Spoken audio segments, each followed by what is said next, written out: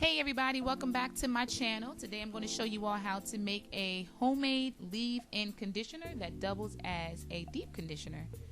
So here is what you're going to need. 3 tablespoons of shea butter, 1.5 tablespoons of carrier oil, 2 carrier oils you're going to use for this, 1.5 tablespoons each, 10 drops of lavender, 10 drops of peppermint, 8 drops of sage, 1 clean container, and 1 whisk. So these are all of my ingredients. I have my butter and my oils measured out, and I'm going to start by melting my shea butter first. So I have here a makeshift double boiler, not really a double boiler but kind of one. So I'm just going to place my Pyrex with my shea butter inside, and I'm going to put it in that warm water and let it do its magic, which is melting that shea butter. So I'm going to stir it up.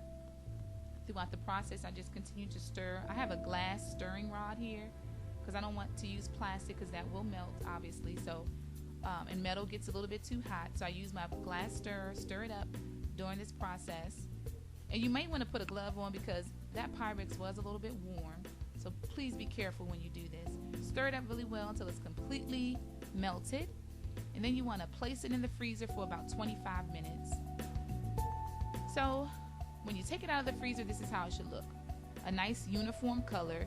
The center should not be runny. If it is runny, then place it back in the freezer for about maybe 10 or 15 minutes until it's a nice solid, the shea butter is nice and solid.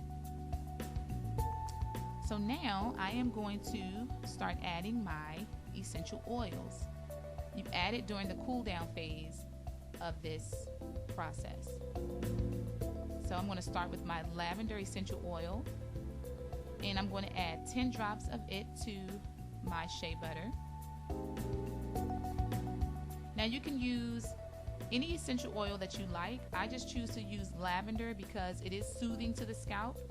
All of these essential oils and carrier oils that I use do promote hair growth. So I am particular when I choose which essential oils to use in my product. So this one is for if you have scalp issues, it does soothe the scalp. The peppermint is going to stimulate the scalp, which stimulates growth. This sage essential oil is for thinning hair. If you have any issues with thinning hair, you do want to add sage. You can add it to your conditioner. You can add it to your oils that you apply to your hair, your leave-in conditioners. It's very good for thinning hair issues. So I have olive oil as one of my carrier oils, and again, as with the essential oils, you can choose any carrier oil that you like. I chose olive oil and sunflower oil for my batch that I'm making today. And a good thing about this homemade, you can just, like today I can make it with olive oil and sunflower, and next week I could choose 2 different carrier oils or 3 different essential oils and make it a completely different leave-in or deep conditioning treatment with different benefits. So that's a good thing about making these homemade products. So now I'm going to stir it up really well, and as you can see, it still is a little bit runny. So you just want to keep stirring until you have incorporated all of those oils in with the butter. And that took me maybe 7 or 8 minutes. You can use a handheld mixer if you like, but because I was making such a small batch, I decided to just use my handheld whisk. It didn't take too long. So you just keep stirring it. As you can see, it's getting nice and creamy.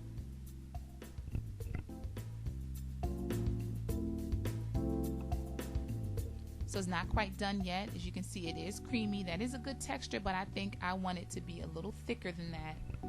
So I just continue to stir, and this is how it looks when it's done. Nice and creamy. It is a little bit thick right now because the shea butter has not completely cooled. It's still a little bit cold, so it's kind of thick. So now what I do, I repurposed a container that I had, and I'm just going to place it in that container. Now this will last for quite some time because it has no water in it. It is oil based, so you don't need a preservative in here, but I would suggest you leave it in a cool place so that it won't melt. And this will last for, mine I think will last me for up to a year. Obviously I'm going to use it sooner than that, but for up to a year. And there you have it. If you haven't subscribed, please subscribe, and thank you for watching.